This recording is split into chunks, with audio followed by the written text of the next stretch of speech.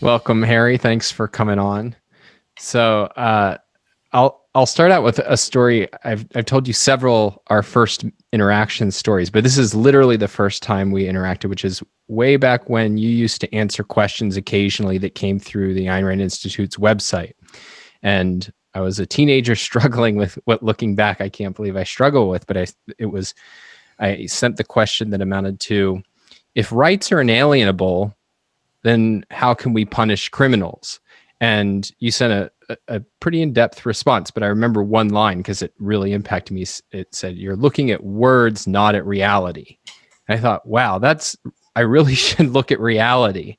And so throughout the time I've been studying objectivism, I've learned a lot about these kinds of methodological insights from you about how to really learn philosophy rather than just parrot philosophy, how to really understand it.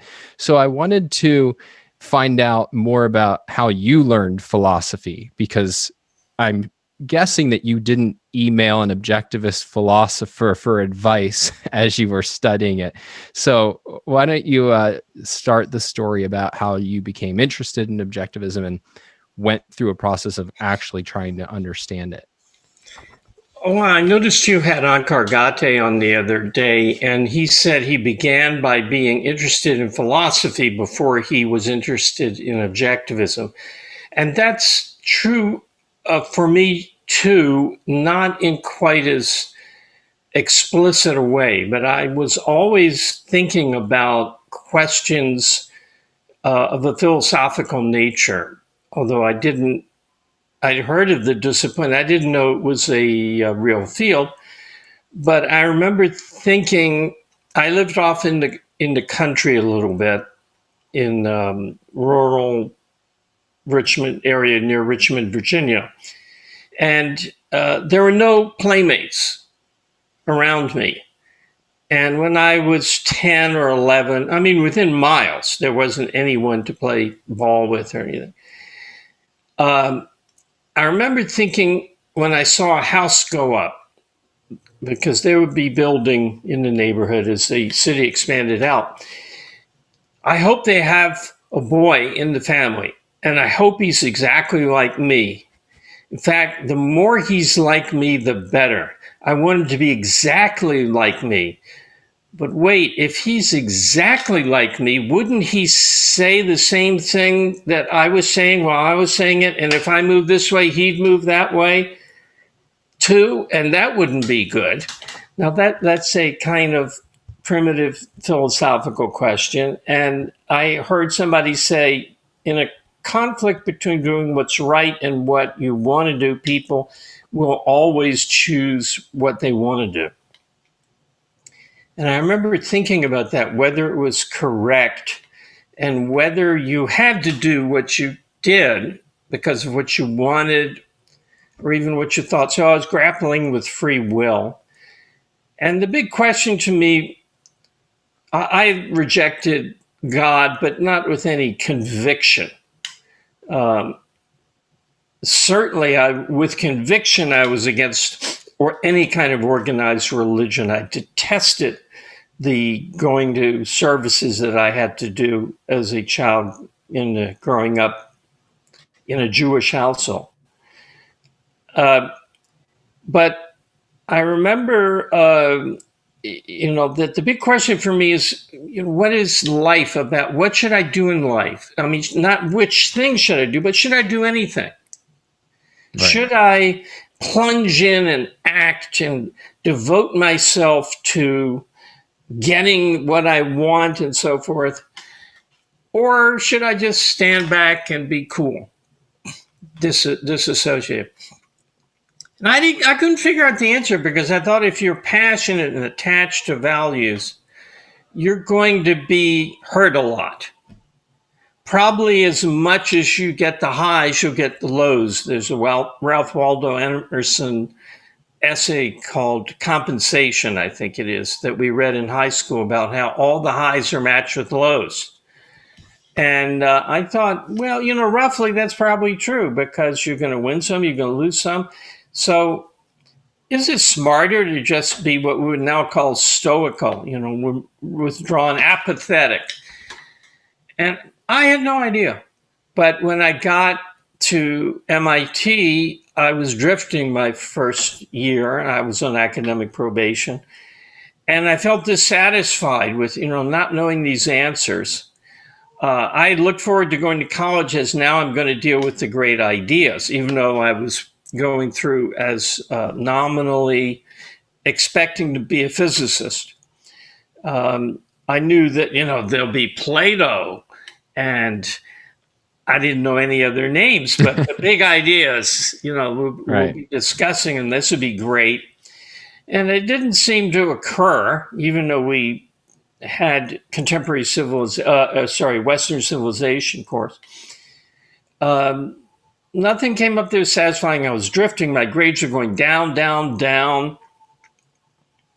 If you can bear with me, there's one amusing story that I began to fail the quizzes that we had late in the first semester. And I talked to someone about why this was the case. And he said, well, can you work the homework problem? Because it's scientific, problem sets.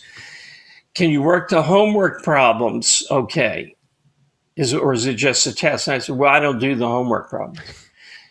He said, well, when you read the text, do you understand the textbook? No, I really don't read the text. Well, when you go to class, do you understand the lecture material? Well, I don't really go to class that often. And he looks at me like, are you out of your mind?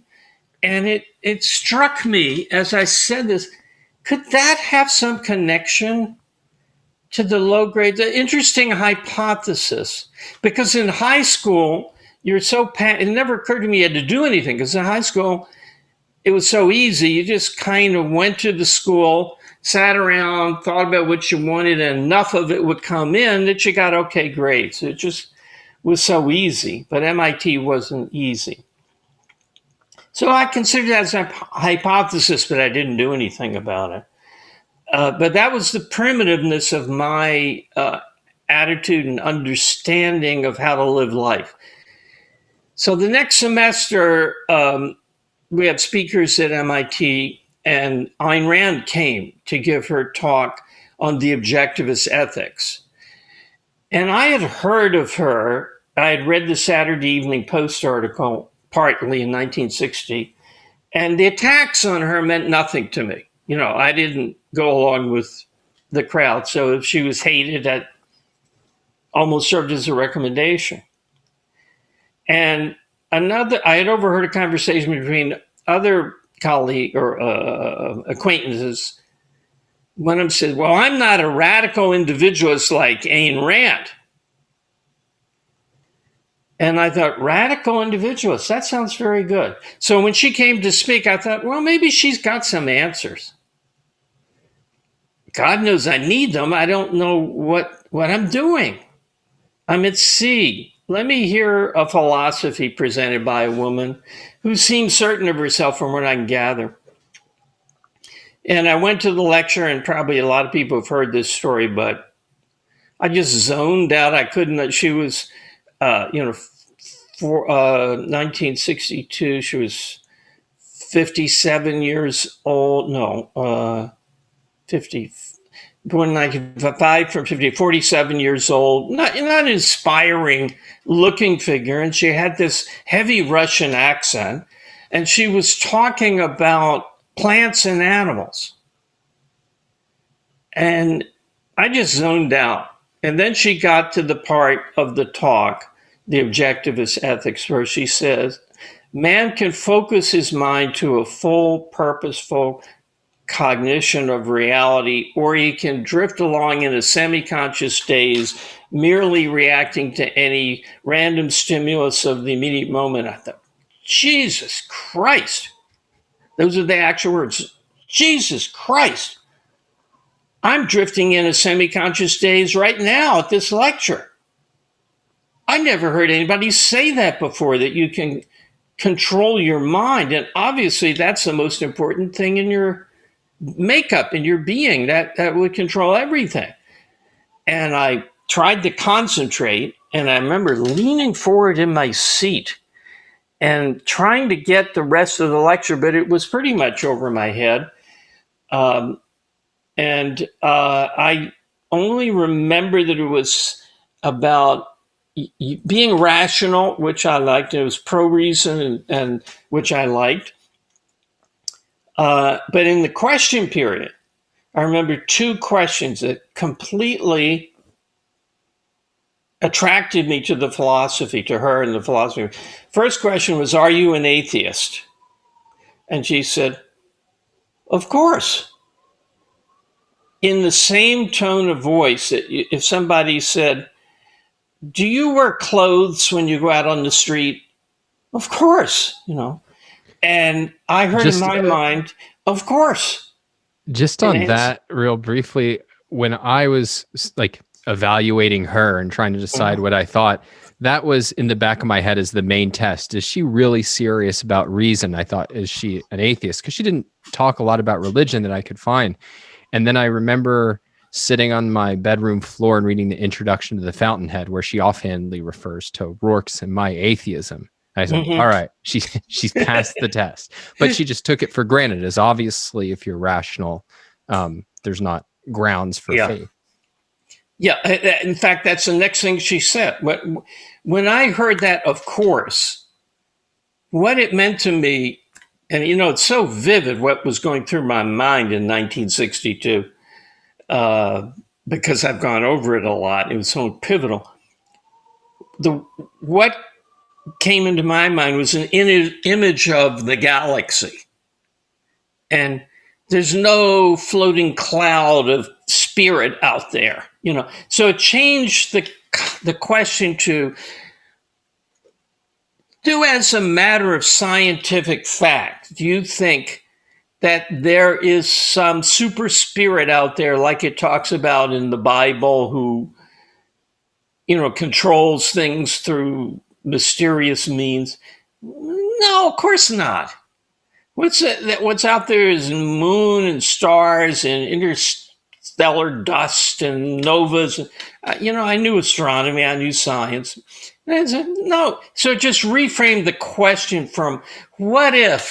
Do you imagine maybe the force that makes everything go to equilibrium? Maybe that's God.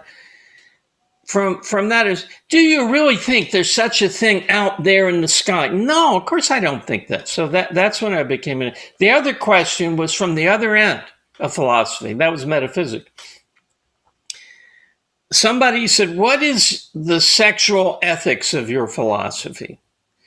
Now, this was at the beginning of the sexual revolution, and everybody who was hip thought that sex was just like tennis or dancing, something that's fun, and there's no reason, only taboo would make you not engage in it. And of course, I was a virgin. I was only 17 at the time, but that was what I had heard. And sort of, she said she began her answer to that question with, "We're very chaste." That's such a surprising answer from her. Isn't that great? I mean, that was so revelatory to me, because here she was, having just said, "I'm an atheist." Oh, I didn't explain. She went on to say, "I'm an atheist. There's no reason to believe in God. It's God versus reason." Very clear, So in this one, she wasn't afraid to, to throw religion out the window. But now she says, "We're very chaste," which I heard as, this is serious. Sex is serious. It's not a mindless indulgence. And she went on to say, "We're pro-sex. It's good. We're chaste because it's too important to be treated lightly." I don't remember the exact words. I just remember we are chaste, very chaste. And I think she might have had it by today's standards. It was the days of Playboy and magazine and so forth. And I was very impressed by this. Woman takes herself seriously. So she quoted from her own novel. Everybody at that time would try to establish their erudition by quoting Baudelaire or Matthew Arnold or David Hume or any impressive figure. It was all about quoting somebody. And she quoted from herself as an authority. That takes chutzpah. I'm going to read this novel. And I did. And that was the end. I was finished. I was through. I was an objectivist, although I didn't allow myself to say I was or think I was from halfway through Atlas Shrugged. I took a year before I would allow myself to call myself then we call it a student of objectivism. That was my philosophy. So, and the other thing to come full circle, Atlas Shrugged gave me the view that it doesn't have to be ups and downs, that you don't have to lose as often as you win. And even if you do, the losses don't have the same meaning to you as the wins. So the answer is be passionate about your values. Do something with your life. I always thought my life was supremely important. And she was saying, yes, it is. Live it fully. And that, completely resonated with me, as did the point that she had actually made in the lecture, but I didn't at MIT, but I didn't take it in. No initiation of force. That crystallized everything I had thought up to that politically. So I was immediately converted, so to speak. I feel like I was coming from a very similar place, though I encountered her much younger. But I had the sense that like life is important. My life is important. I didn't anything conventional, like was unthinkable to me, that I would just like go to work and get married and have kids, like whatever my primitive view of the normal way of living, I was out of the question for me. And yet I had no conception of what the alternative was beyond the young kind of, I'll be a baseball star. Oh, I'll be a rock star. There's kind of like those, superstar, those seem to be interesting, but I didn't really have a conception of what it meant to like take life seriously and to strive for something important. And to me, that was not the first thing that was interesting about objectivism, but looking back, the biggest thing I got out of it. Now you say that's kind of where it ends, but it's also where it starts for you, right? Because now you're on a journey where you have to understand these ideas that at that time it was essentially Atlas Shrugged and not that much else that had been written on it. Well, right? There was, at the time I came in, there was For the New Intellectual and Who is Ayn Rand by the Brandons, which was an authorized book that she approved the contents of, and the novels, and that was it. Even the speech that I had heard was not printed anywhere, I don't believe, certainly not for a few years. And there were no nonfiction books other than For the New Intellectual. So having been trained in high school about how to do research, I went to the library at MIT and went to the Reader's Guide to Periodical Literature and looked up every reference to Ayn Rand from 1920 on and wrote them down. I think I still have the piece of paper with it. There was maybe 40 or 30 references to news items about her, and I looked them all up, and I just did everything I could do to read something. The Objectivist newsletter had started 6 months before I came in, so I happened to spend a summer in Washington, D.C., and I went to the Library of Congress and read the issues I had missed sitting in the Library of Congress because I didn't know where else to get it, and it seemed kind of appropriate. And then I was subscribed, so from June on, I got the issues each month, and each month it was a revelation. It was so rich and contentful. And there's a lot of advantage to being given the philosophy a little bit at a time in a certain order that the periodicals established. But that was what I read. Now, as for methodology,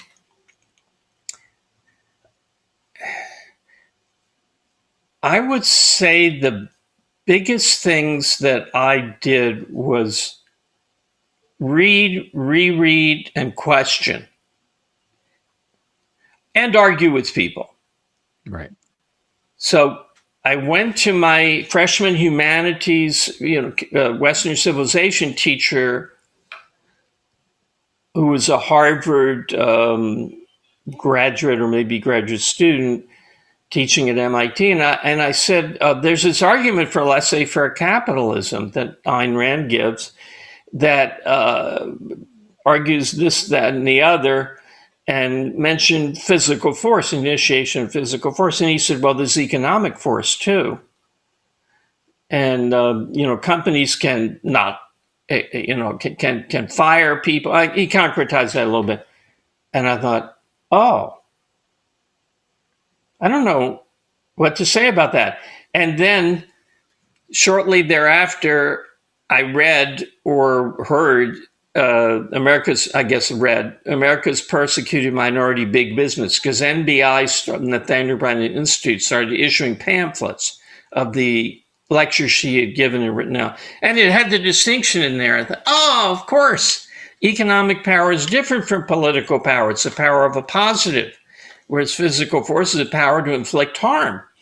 So they're completely opposite. And in order to curb economic power, which you wouldn't want to do, but when you try to do it, you do it by wreaking harm, by using physical force. So that's a kind of example. And the one that you mentioned, I think, when you were on my show, about what if somebody buys up the land around you, right, and says, you can't cross my land to get out, so you're in prison.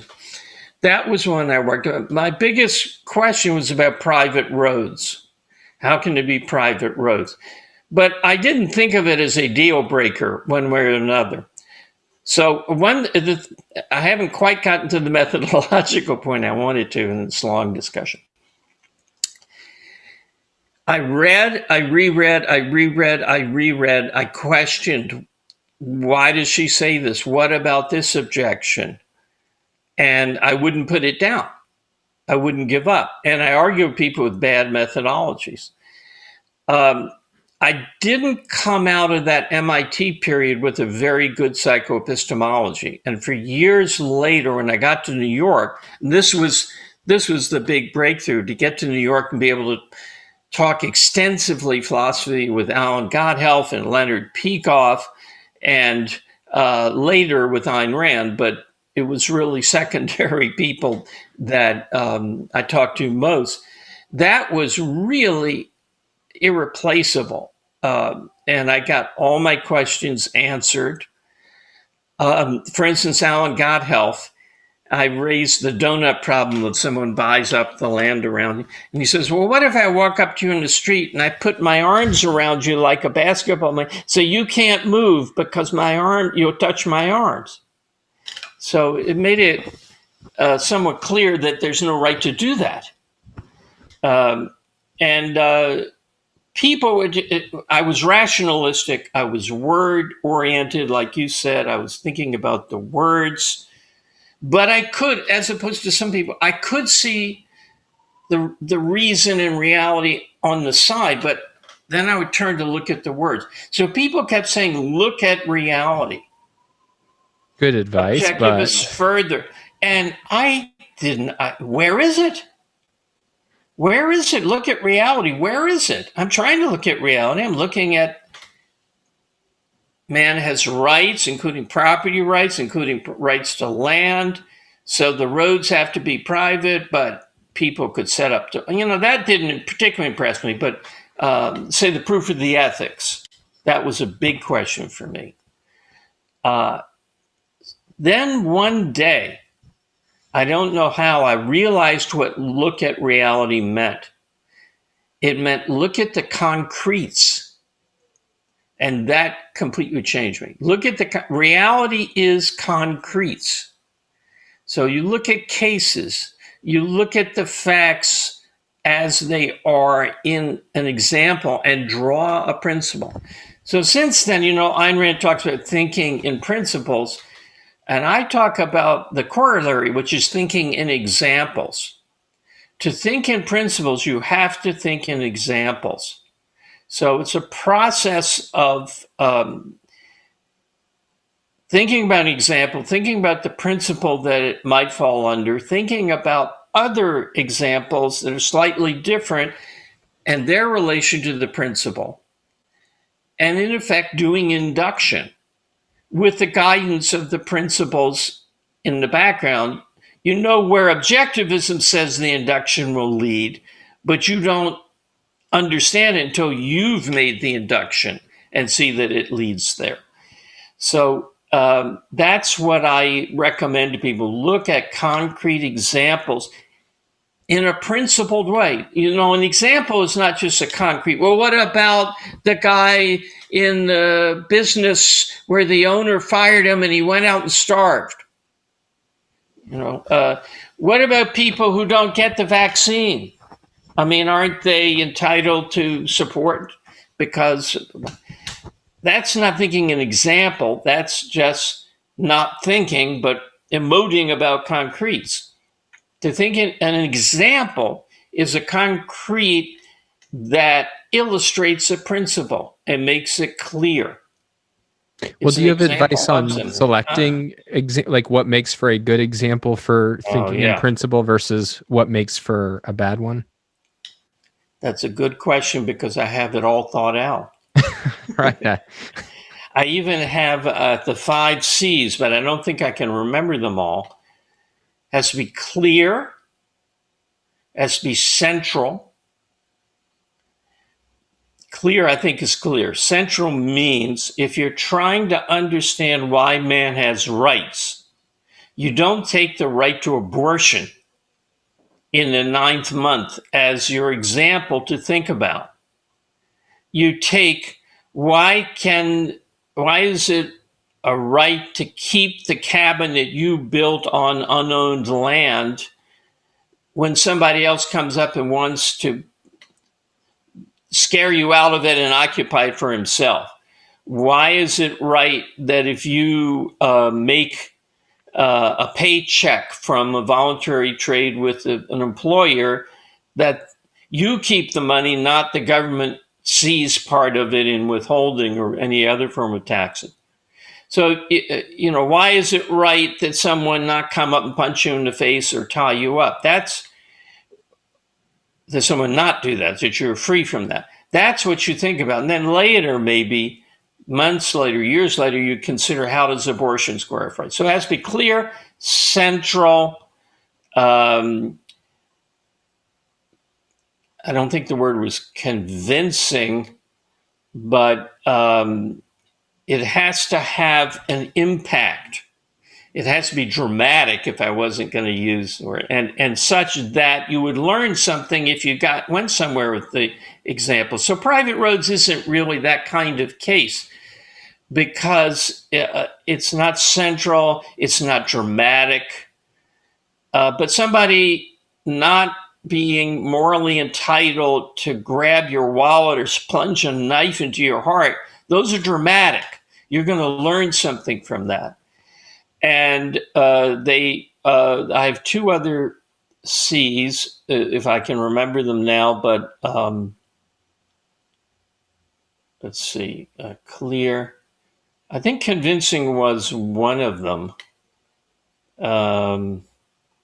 My subconscious is seizing up, but there are standards for examples that I've listed 5 of them. Let me see if I can reintroduce one now.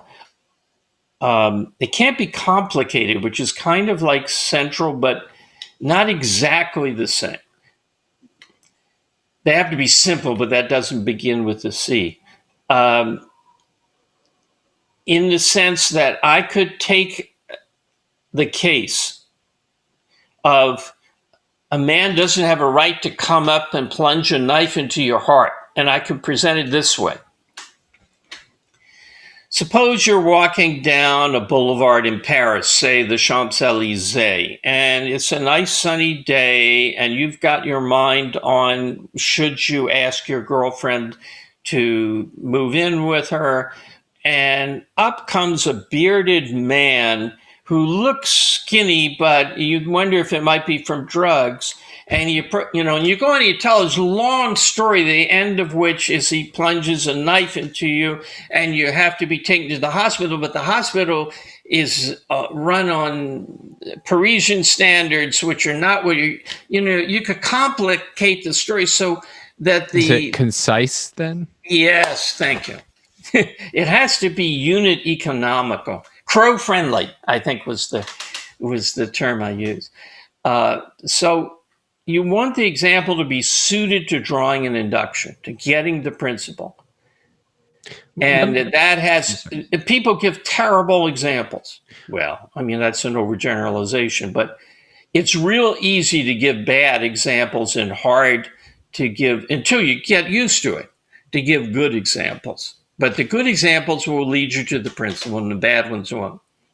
Contrast that, because it sounds similar and yet different from the main sort of methodology I encounter by smart people, where you'll assert some principle and their methodology is take a quirky sort of made up edge case, and if you can't satisfactorily deal with that, that means throw out the principle.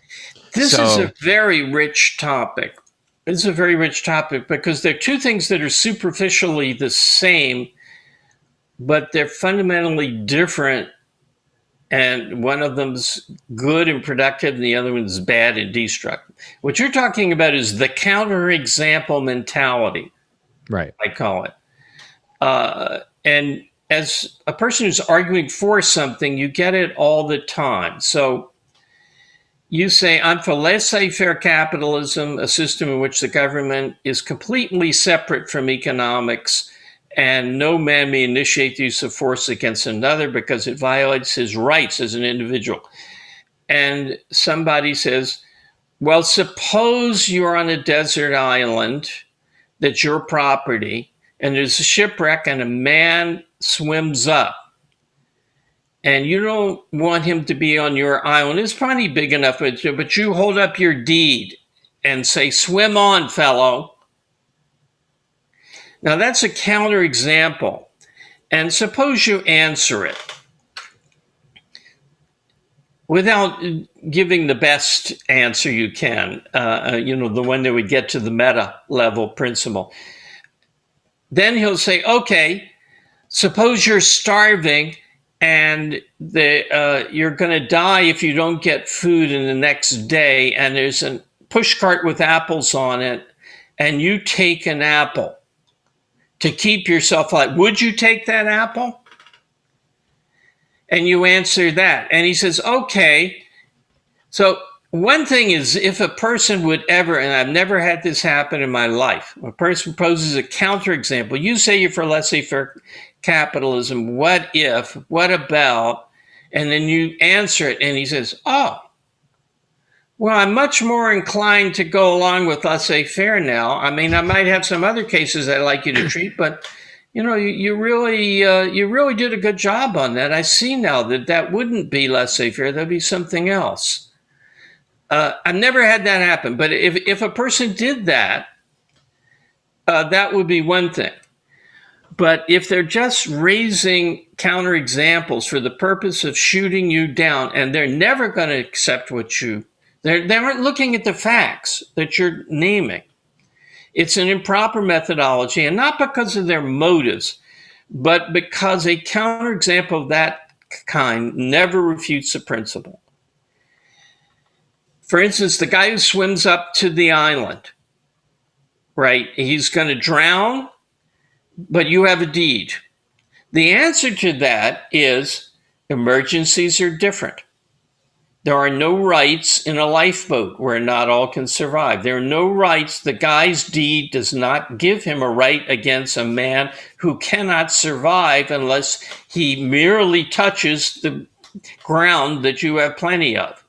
And has nothing to do with mailing out $2,000 checks to everybody to make them whole from the COVID. So, if it's a counterexample in the periphery and it stands, you're going to just rope off that periphery and say that's not the context in which the principle applies. You may even thank him. Yes, I see that clearer now that rights exist in a hierarchy, and you cannot use a derivative right or more high level right like the right to property to deny a person his pure survival. Thank you. That's clarified the context of my principle. It's normal life where all can survive. Yes, that's helpful.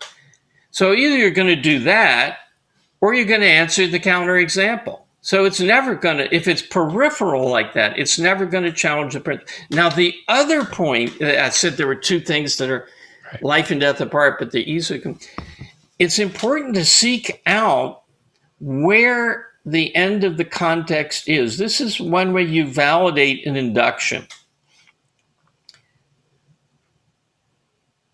You see several, let's say, emotions. This is a good example. Einstein says emotions are responses to subconsciously held value judgments.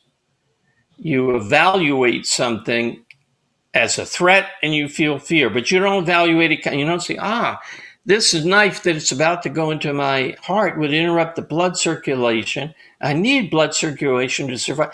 You instantly react because you've stored and automatized the idea that wounds are dangerous and knives moving like that are wounding. You have that implicit evaluation already. So there's an induction. Emotions come from subconscious evaluations. Automatized, let's call it, a little less misleading. Automatized evaluations.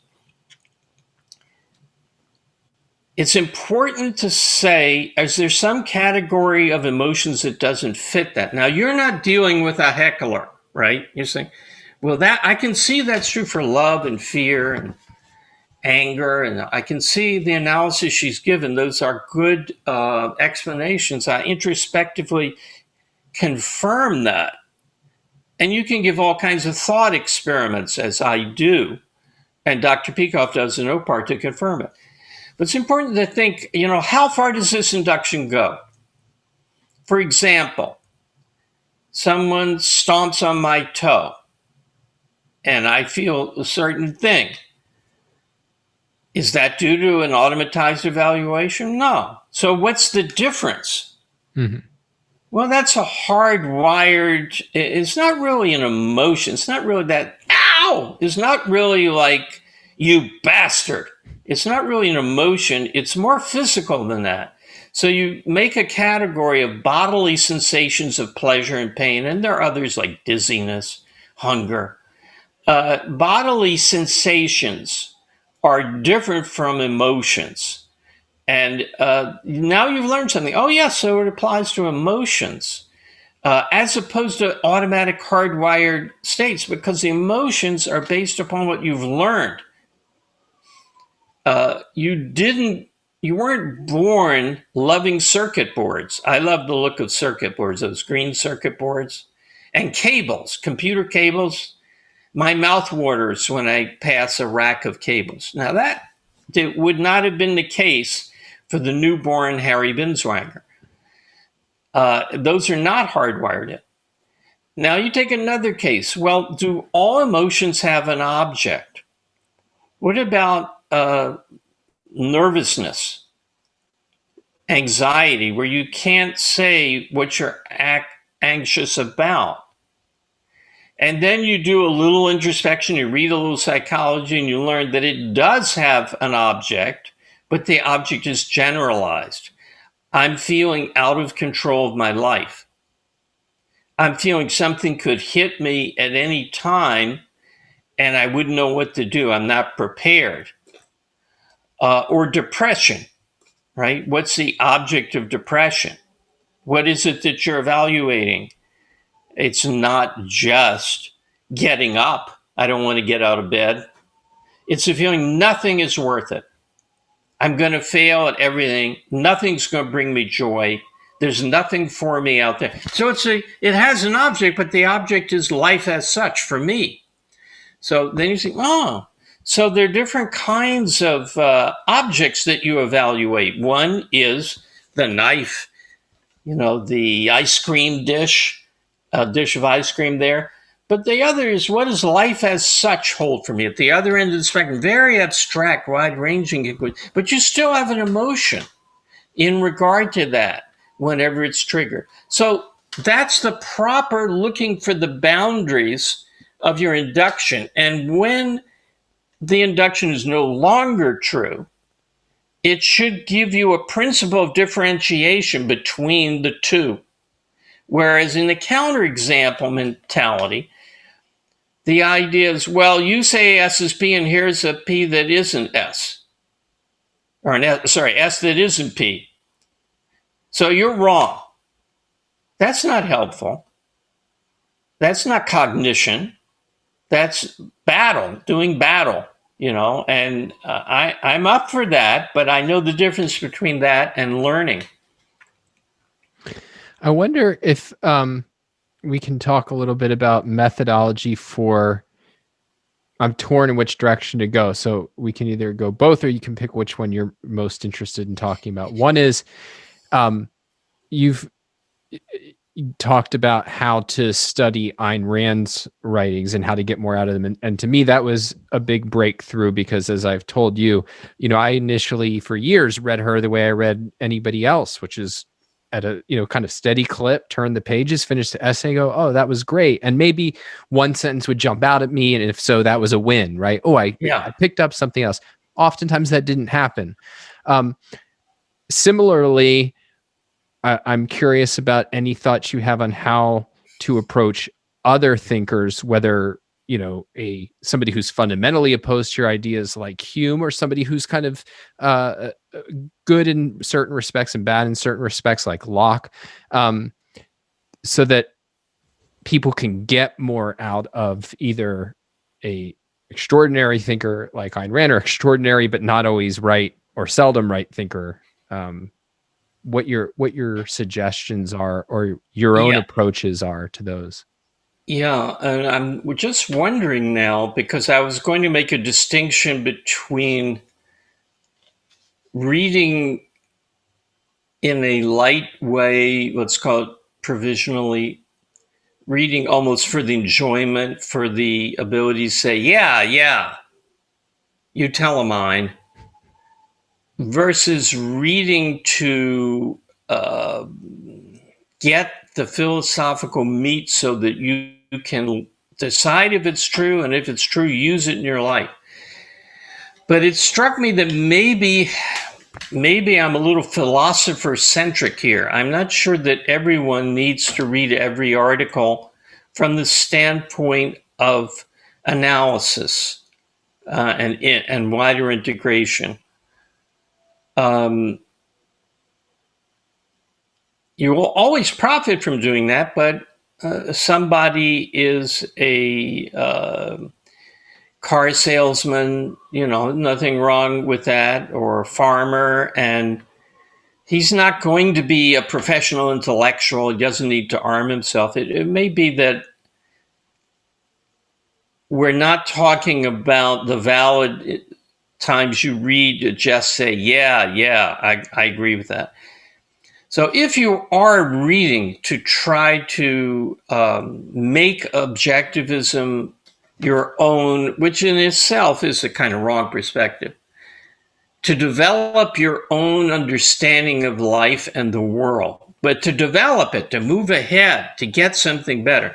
If you're reading for that purpose, you have to go, first of all, very slowly. Ayn Rand was a very slow reader. And I don't mean, 200 words a minute rather than 400 words a minute. It might take her, I'm guessing at this, but from what she has said, it might take her half an hour to read a page. Now, you don't have to do that, but if you slow down and don't say, yeah, but look at parts. This is the first thing. You zoom in on a part. like Ayn Rand says that art is a selective recreation of reality according to an artist's metaphysical value judgment. What does selective mean? Well, and the other thing is you must, if you want to understand contrast, differentiate. Consciousness is a difference detector. So you have to say selective as opposed to what? Right. Oh, unselective, right? Okay, so what would an unselective recreation of reality be? Well, if I have a camera and I just kind of pan around, that's unselective. Art doesn't do that. Art is not an artist looks out at the world and the first thing he sees, he just starts to paint. He has to compose if it's a painter. If it's a novelist, he doesn't write an article. Well, suppose there was a guy with red hair, and let's give him a profession. Suppose he wants to be a backhoe operator for hire. No, let's make him an engineer. No, let's make him an architect. You can't construct a story that way. That would not ever get to be the fountainhead. What you have is things selected to make a point. Okay, so by selective, in that she means organized around, included or excluded, and organized around a point, a theme, a message, a viewpoint. Okay, what does that contrast with? Let me read on. A selective recreation of reality. Well, I'll postpone recreation of reality because you can contrast that with reproduction of reality, which is the photograph. But according to an artist's metaphysical value judgments, all right, obviously the word there you want to focus on is not according, and it's not and, although that will tell you something. Metaphysical value judgments, what are those? What would be a selective recreation of reality that wasn't according to well, I have to know what she says about metaphysical value judgment. So you read about that. Oh yeah, I see like big conclusions about life and what it holds for you. Okay, I get that. A worldview. There are other words for that, right? So what would be something that's selective recreation of reality, but according to something else rather than the artist's basic view of life? Well, what about fashion design? And I mean, I know someone whose mother did little fashion drawings for the newspaper ads or advertising photography. Leave aside, it's not a recreation of reality. It's somewhat of that. A newspaper story, a joke. There are lots of things where people are selective and use certain, what we're doing right now. So selective recreation of reality according to an educational criteria. I hope it's educational. That's the intent. So it's different when you're trying to instruct or motivate. They're inspirational speakers and they're highly selective. And their goal is to get the audience fired up to do something that he wants them to do, or maybe they want to do. So it's a selective, not a random recreation of reality, not a reproduction of reality, to express a worldview. And you can contrast then journalistic stuff, is what she called it, from metaphysical recreations of reality. And now you really, you've understood something, whereas before you read it without analysis, without differentiation, selective recreation of reality. Yeah, all right. She knows how to turn a phrase, boy. And you move on. So that's the two elements, and this will give rise to the third.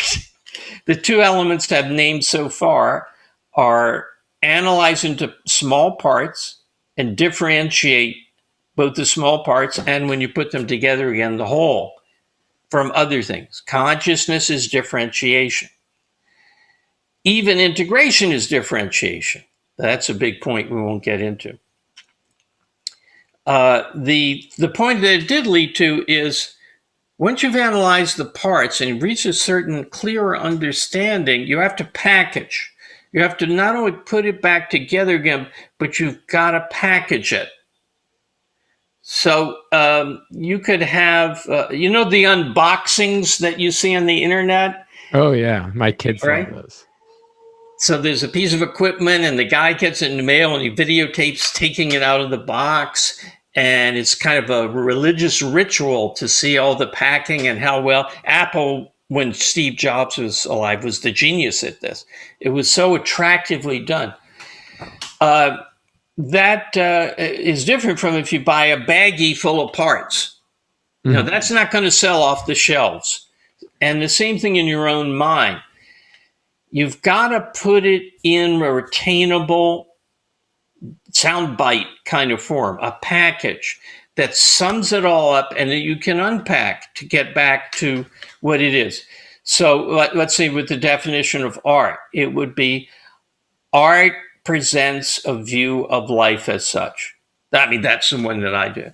She said metaphysical values was the phrase she used in philosophy. Who needs it to explain art for herself, to hold it? There's so many of these in her writings where she packages morality ends where a gun begins. Mm. It doesn't have to be a whole proposition, you know, but like it could be reason for all of epistemology, reason. But it's good to try and put the parts together in a way you will remember, and not only you will remember, but which holds the key to going back to that richer understanding that you put together into the package. So she's famous for naming principles by outstanding concretes or colorful concretes, like the stolen concept fallacy. Now, I have a fallacy I made up, which is called pure self-reference. And that's a crummy name. It's good from the standpoint of you can figure out from that what the fallacy is. But people don't remember it. Reification of the zero. Great name, and it tells you exactly what it is. Sense of life. Tells you exactly what it is. Metaphysical value judgments is not quite as apt. That puzzles people because it meant something to her, but people think it means value judgments in metaphysics. But right. It's judgments of profound value, judgments of value about life as such. So it's more judgments of metaphysical value rather than metaphysical value judgment. You know, one of them that I would like to see changed or packaged in a new way is psychoepistemology. It's so long. It's an extremely important concept, and it would be nice to have a word that was short. And Leonard Peacock sometimes uses mode for that. I'm not quite sure that that's it. So there are, you know, I'm not saying that everything is packaged perfectly in objectivism, but 98% of it is. And you should package in your own thought in words that are meaningful to you and point to what it is that you're packaging.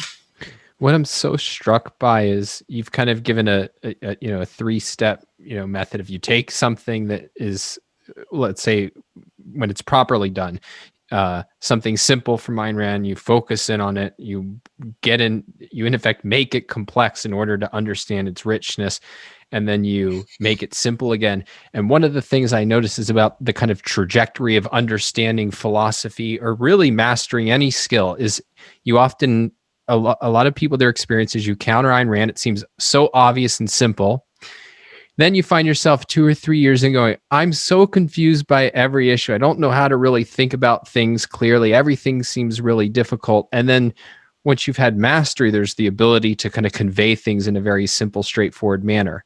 and maybe I'm not describing it quite correctly. I'll put it as my abilities as a communicator. When I didn't know much, it was very easy to communicate things simply, and then people would ask questions, and I say, I don't know the answer. Then I realized, oh no, there's a lot more depth here I have to understand. And my communication became very long-winded because there were all these things I had to cover and explain. And then I realized once I really knew what I was talking about, it went back to the ability to convey things simply, but now it stood for a richness. And I see that pattern come up in one form or another a lot in life of the, going, I think somebody even gave it like terminology, something like, what was it?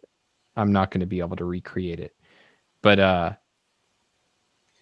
had a different trajectory, but you said maybe you weren't describing yours correctly.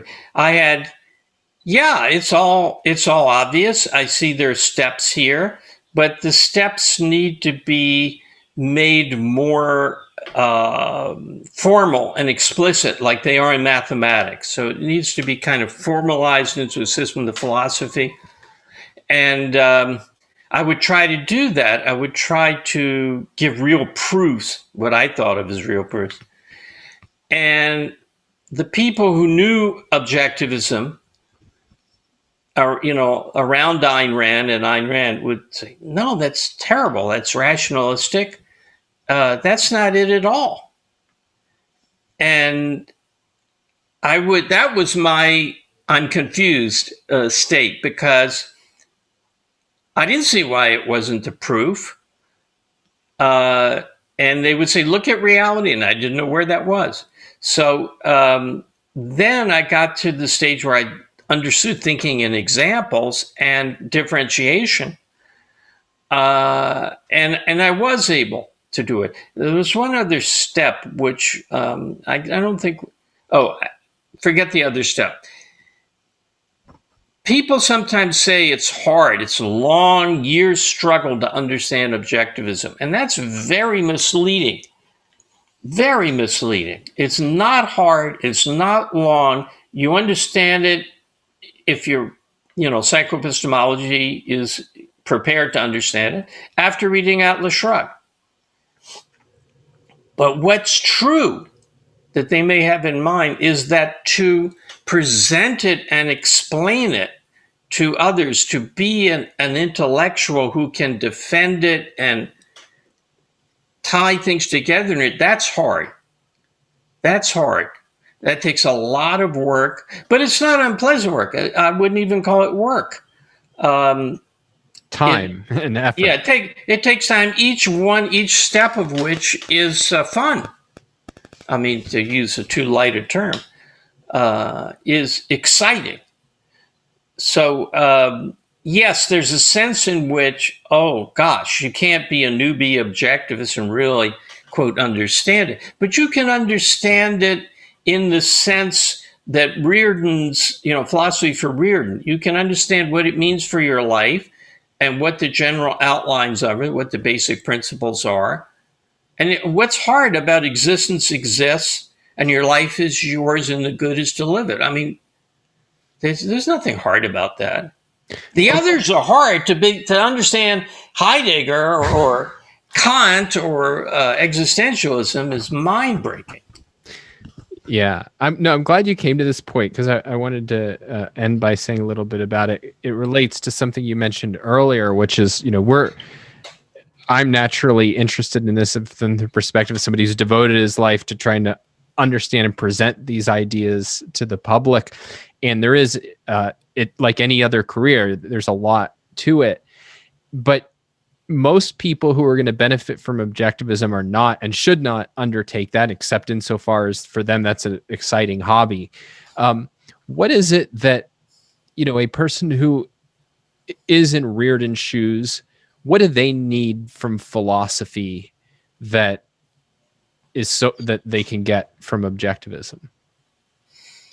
Well, they need to know that reality is real, truth is objective, knowledge is attainable, but only if you do the work required. that there's no reason other than your own joy that you should do anything or even stay in existence. So there are no unchosen obligations. That the way you live your life is by using your mind. Your mind is your basic means of survival. What I learned at that lecture from Ayn Rand, that you control whether you use your mind in the service of your life or whether you drift or evade even. And that politically, this means nobody has the right to extract sacrifices from others by force, and all human relationships have to be mind respecting, which means voluntary, according to voluntary consent. And the name for that is capitalism. And I'd recommend, reading some economics. I don't think you have to go extremely deeply into it. It's interesting. I like it, and some psychology. And of course, you can't get it. This was sort of presupposed. You can't get the philosophy, what it means, unless you've read the novels. Right. That's super important. Yeah. And reread and reread for the enjoyment and the education. And you'll find as you reread for enjoyment, I think you'll find that you learn something on each rereading, and you say, "My God, was that there all the time? Right. I didn't realize it. There he is saying so and so right back on page 87, which is a big objectivist point I didn't even think was made in this novel." Although I feel like you left off your list omission of psychological time measurements. Is that on purpose or? Yeah, that's a biggie. That's my prime example of something so technical that you don't need to know it, and few people do know it. And I myself have to work to recreate what that means. That's a difficult topic. You know what I think is the most difficult topic she ever wrote on? Socially objective value in economics. That's really hard. That definitely is high on my list. A big insight for me is my friend Rob Tarr, who wrote a really good chapter in the Ayn Rand Society Politics book that I encourage everybody to read. You had some really good items on anarchism, but he made a point that answered a puzzling thing for me about that, which was I always took her to be talking about prices. Right. He stresses that, and then that led to all kinds of puzzles in understanding her. Right. And he stresses, no, it's not. It's not about prices. She didn't use the word price. I find that a really tricky one. And then I find there are several pieces in the Romantic Manifesto that are, I think, very hard to get. Her basic view I find easy, but really understanding, metaphysical value judgments and how those get formed in the role they play. There's a lot going on in there that I find challenging. I never struggled with like volition, which I know a lot of people have trouble with, but art and socially objective value have been killers for me. Well, the thing in art that I have difficulty is probably not what other people do, which is I have no difficulty whatsoever with metaphysical value judgments. Once I realized they were not value judgments, but a metaphysical view that underlies value judgments, and saw some examples of it. To me, it's common sense, but emotional generalization, I'm not sure what she means by that. My wife, Jean, thinks, you've interviewed her, thinks she is getting it more and more, what that is all about, and that it is very significant. It has to do with how your whole value network is formed. But I understand literally what she says there, but I don't find it in myself. She says it's a process classifying together things that have the same emotional response in you, such as a dramatic sunrise, the sight of a heroic achievement, pure colors, ecstatic music, and but not consciously classifying together, but them being linked subconsciously. And I don't have those linked subconsciously. I see that, they all fit, and I valued each one of them, but I never generalized in that way. And I wonder if she was being subjective in the sense of generalizing from her own personal experience, because she certainly would have done that. That would be very much her modus operandi, to put together the things of metaphysical value. She was looking for them. She said, my whole development was looking for things that are interesting. That's how she held it as a child, interesting. And of course, later she realized it was the metaphysical perspective, and metaphysical meaning the general nature of life as such and your relation to the world as such. That was a kind of thing she was always passionately concerned with. One of the things I talked with when I interviewed Jean was kind of the challenges of introspection. And one of the things she taught me was like, get a list of emotions, learn those concepts, and that helps you identify.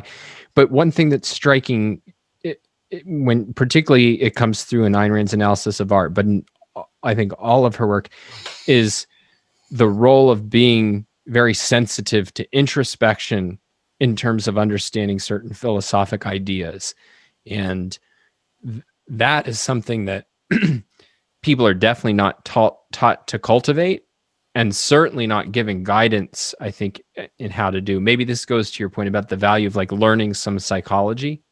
Mm-hmm, mm-hmm. Well, you have to be introspective, and she was supremely introspective. The way she reported that she came up with her theory of concepts as measurement emission was, maybe I can read it to you very quickly.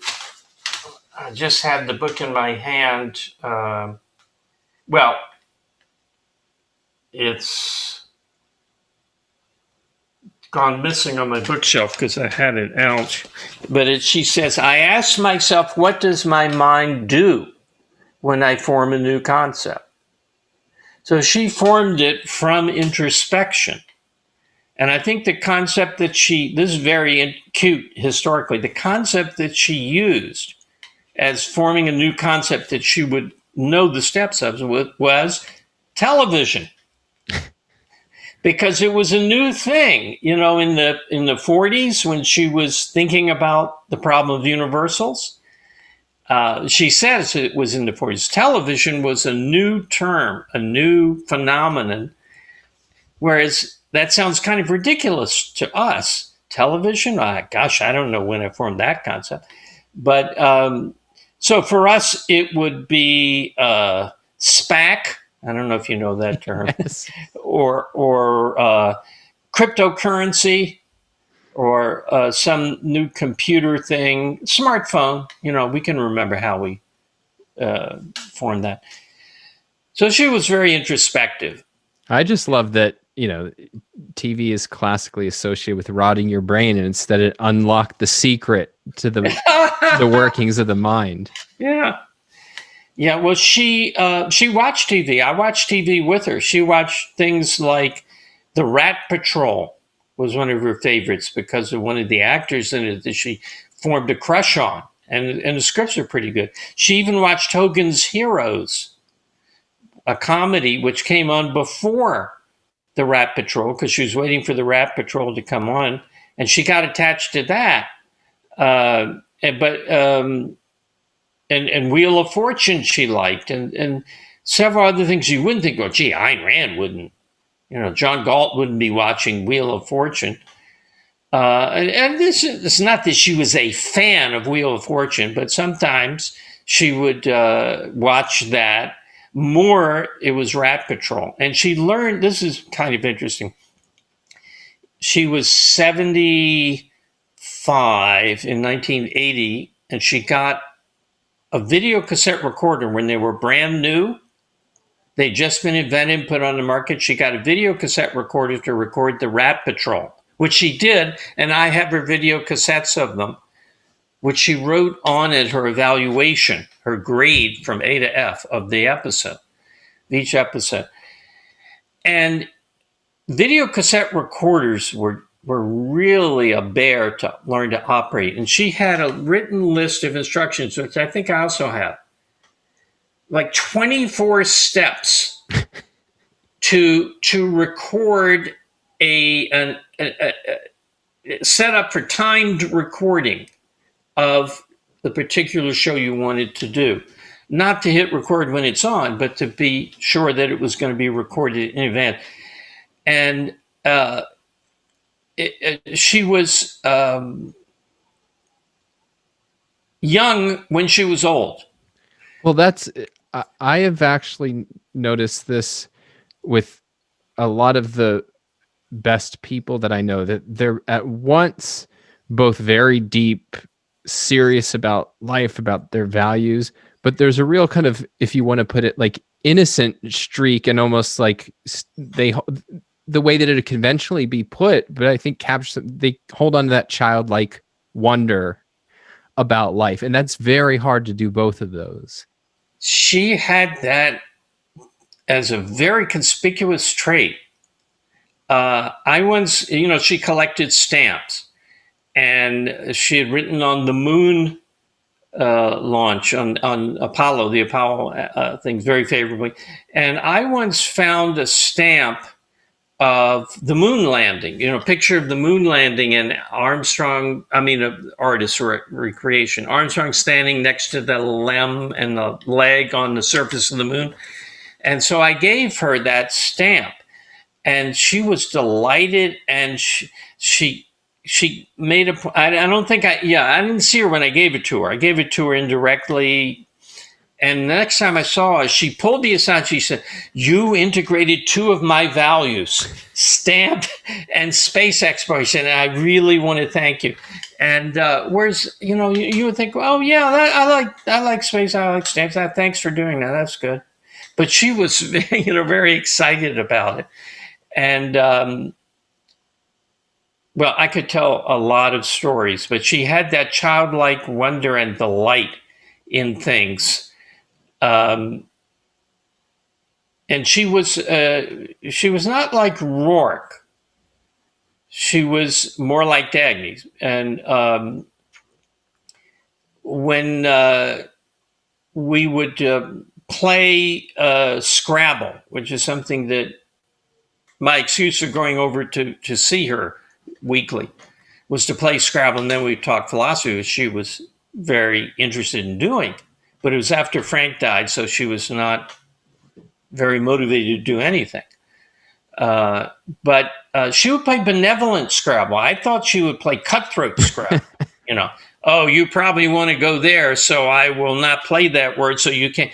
She was, "Oh, did you want to go there? I'll take it off." And we would even use the Scrabble dictionary to cheat on occasion. That's great. Yeah. So she had a very benevolent, friendly, warm, and childlike spirit, which you didn't necessarily see unless you interacted with her personally. Well, thank you, Harry. I've kept you on way too long, but I really appreciate this. Why don't you take a second to plug HBL, because it's such a great resource for me, and I want to make sure that people do it. Before you plug HBL, though, I definitely want to recommend people look up your courses and your books, and especially How We Know, which I've promoted all throughout my series, going through Leonard Peikoff's book, Objectives in the Philosophy of Ayn Rand. But HBL is a really great place to be able to interact with you and a whole bunch of other really thoughtful objectivists. So could you tell people a little bit about yes, that and how they can sign up?